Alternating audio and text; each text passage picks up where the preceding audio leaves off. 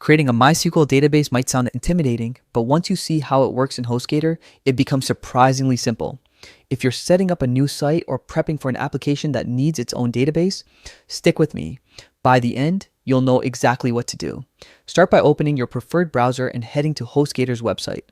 Click Sign In at the top right and log into your account. This step unlocks the tools you need to manage everything related to your hosting.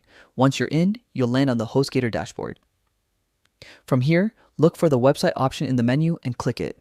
This is where most of your site and hosting management happens, so it's worth getting familiar with.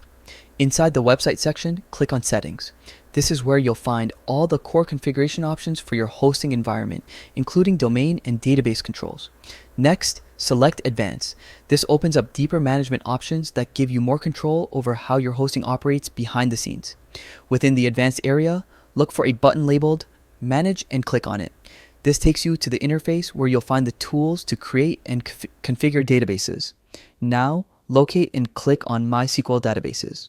This will take you directly to the database management screen. Here, you can add, update, or remove databases and users as needed.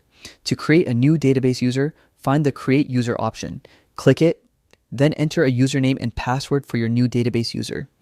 These credentials are what you'll use to connect to your database from scripts, apps, or content management systems. So make sure you save them somewhere secure. Once the user is created, you're done with the essential setup. You've successfully created a brand new MySQL database user in Hostgator and you're ready to connect it to your project.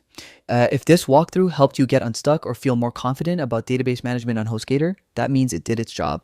Thanks for watching and enjoy exploring your new setup. See you in the next one.